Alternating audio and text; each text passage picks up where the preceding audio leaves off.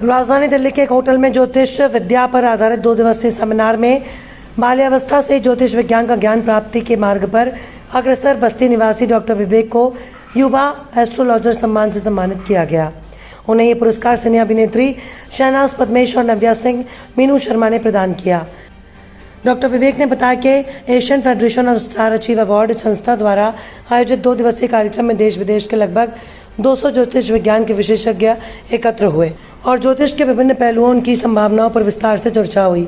इसके बाद योग्यता अनुसार विद्वानजनों को सम्मानित किया गया। डॉक्टर विवेक ने बताया कि ज्योतिष विज्ञान के क्षेत्र में अपार संभावना है और इस विधा से रोगों का उपचार, प्रारंभिक चेतावनी, पृथ्वी पर होने वाली समसामयिक घटनाओं की सटीक जानकारी संभव है। इस विभिन्न पहलुओं पर विस्तार से चर्चा हुई। ज्योतिष विज्ञान के विश्व स्तर पर प्रतिष्ठित जीडी विशिष्ट विकास गेमरे, मीनू शर्मा, डॉक्टर शिप्रा मिश्रा, डॉक्टर हेमंत जैन आदि ने सेमिनार में कहा कि ज्योतिष विशुद्ध विज्ञान है और समाज हित में इस ज्ञान का उपयोग कर मानव जीवन को नए आधार दिए जा सकते हैं। इस दिशा में शोध कार्य निरंतर जारी है। डॉक्टर विवेक ने बताया कि वे नेपाल के काठमांडू में आयोजित कार्यक्रम में हिस्सा लेने के बाद अन्य देशों के लिए रवाना होंगे। नमस्कार, मैं डॉक्टर विवेक। देखें, ज्योतिष का चूंकि शुरू से ही मेरी इच्छा थी कि इसके बारे में जाना जाए, ज्योतिष के बारे में अध्ययन किया जाए।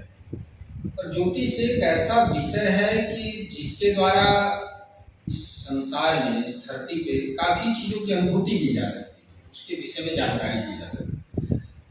ज्योतिष केवल एक जीविकोपार्जन का विषय ना होते हुए ज्योतिष एक बहुत बड़े विज्ञान का विषय है। क्या आप ज्योतिष के बारे में गहनता से अध्ययन करके, उस पर रिसर्च करके मनुष्य में होने वाले रोग, मनुष्य में होने वाले तमाम समस्याओं का अध्ययन कर सकते हैं और धरती पे होने वाली समसामयिक घटनाओं की जानकारी भी आप अच्छे तरीके से प्राप्त कर सकते हैं। त्रिस्कंध ज्योतिष में ज्योतिष की संहिता का एक ऐसा विषय है, संहिता की जो धरती पे होने वाली समसामयिक घटनाओं और प्राकृतिक घटनाओं के बारे में एक संकेत देता है, एक अवगत करा सकता है, उसके बारे में जानकारी दे सकता है।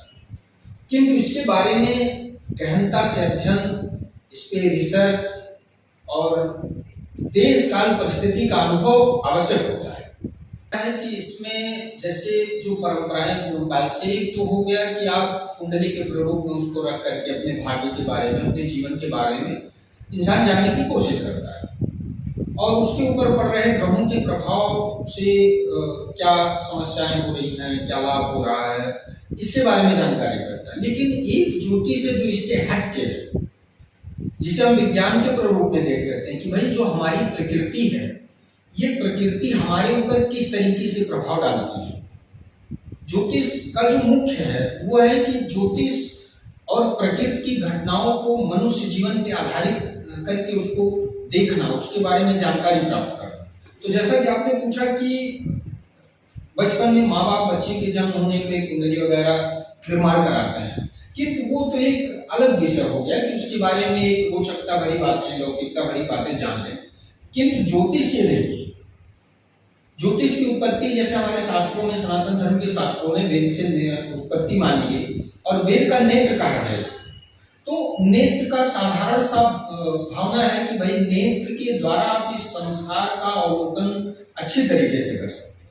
तो उसी तरीके से ज्योतिष प्रकृति के बारे में अवगत कराना एक बहुत ही सरल विषय है, जिसके द्वारा ज्योतिष का गहन अध्ययन करके उस पर अपने प्रयासों को जारी रख करके आने वाली परिस्थितियों, आने वाले देश काल की अनुकूलताओं के बारे में आसानी से जानकारी प्राप्त की जाए। आपने कहा कि ज्योतिष से रोगों का निदान संभव है। जी, क्या प्रक्रिया होगी उसकी? जी बिल्कुल। अगर ज्योतिष में जैसे जो 9 ग्रह हैं, इन्हीं 9 ग्रहों पे और इनके किरणों पे ही मनुष्य के जीवन में होने वाली सारी घटनाओं का निराकरण होता है। जैसे मनुष्य में होने वाले रोग, तमाम ऐसी बीमारियां हैं, तमाम ऐसे असाध्य रोग हैं कि जिनके बारे में व्यक्ति जानकारी नहीं अर्जित कर पा रहा है और जानकारी अर्जित कर पा रहा है तो फिर उसका इलाज संभव नहीं हो पा रहा है। ऐसे विषय में ज्योतिष, जैसे किसी भी व्यक्ति को यदि ब्लड कैंसर है तो ब्लड कैंसर, हमारे यहाँ एक ग्रह मंगल, ब्लड कैंसर बिना मंगल के संबंधित हुए किसी जातक को नहीं हो सकता।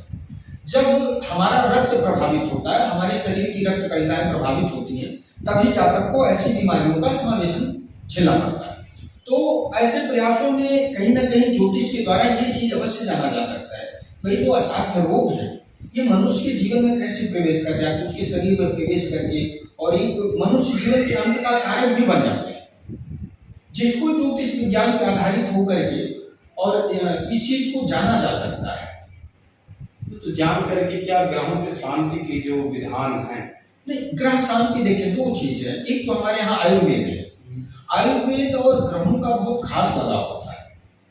अगर सही ग्रहों के द्वारा सही बीमारी की पहचान होती है तो हमारे शास्त्रों में एक आयुर्वेद ऐसे विषय है, आयुर्वेद एक ऐसा सब्जेक्ट है कि जिसके द्वारा रोगों का मूल निदान किया जा सकता है।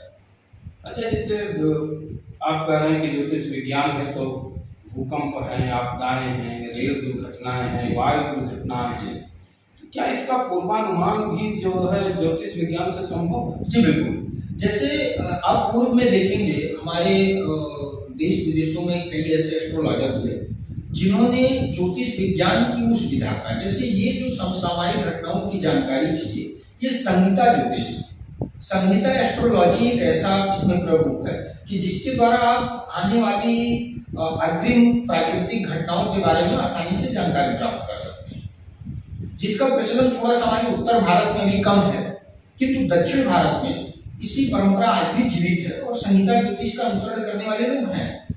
तो संहिता ज्योतिष के माध्यम से ये जो तमाम दुर्घटनाएं हैं, देश विदेश की आने वाली परिस्थितियां हैं, इसके बारे में जानकारी अर्जित की जा सकती है।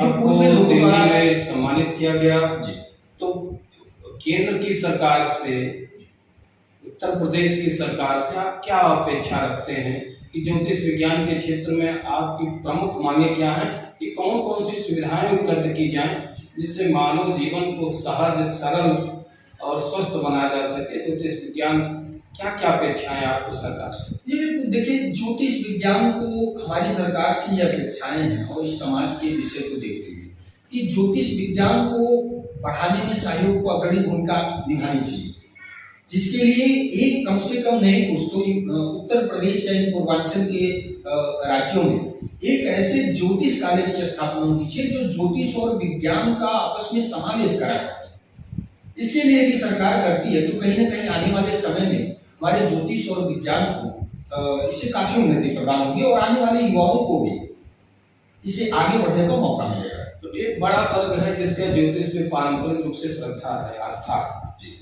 हो सकता है कि वैज्ञानिक दृष्टिकोण से उनकी सहमति न हो, लेकिन एक वर्ग समाज में ऐसा भी है जो उसे पाखंड समझता है, ये भी समझता है कि डूब और ठगी का एक माध्यम है। तो यह धारणा टूटे, इसके लिए क्या किया जाना चाहिए? बिल्कुल, ये आपने सही कहा कि समाज में एक वर्ग ऐसा है जो ये मानता है कि नहीं ये गलत है, ऐसा कुछ नहीं है, किंतु एक शब्द है कि विश्वास ठीक होता है, अंधविश्वास गलत होता है। ज्योतिष विज्ञान पे विश्वास करके जैसे हम बाकी विषयों का अध्ययन करते हैं और बाकी विषयों के अध्ययन से, अनुभव से फिर उसके नए मार्ग का निर्धारण करते हैं, ठीक उसी प्रकार से ज्योतिष विज्ञान के भी विषय पे चल करके इसके नए मार्गों का निर्धारण किया जा सकता है। तो अंधविश्वास और शिक्षा पे अपने विश्वास, इन दोनों में अंतर है। अंधविश्वास की तरफ हम किसी को नहीं कहेंगे कि आप अंधविश्वास की तरफ जाए, ये कहना चाहूंगा कि आप किसी भी ज्ञान पे, किसी भी शिक्षा पे विश्वास कर सकते हैं, क्योंकि शिक्षा कभी गलत मार्ग अग्रसर नहीं करती, किंतु आप अंधविश्वास से बिल्कुल बचें और किसी भी चाहे वो तंत्र विज्ञान हो, ज्योतिष विज्ञान हो या किसी भी ऐसे अंधविश्वासों से बचने के लिए सलाह दूंगा और ज्ञान और योग्यता के मार्ग पर कि जो वास्तविक मार्ग का निरूपण कर सके और समाज में फैले हुए कुरीतियों और भ्रष्टाचारों से बचते हुए आप मूल विज्ञान पे आधारित ज्योतिष की तरफ अग्रसर हों जो आपको सही मार्ग दिखा सके।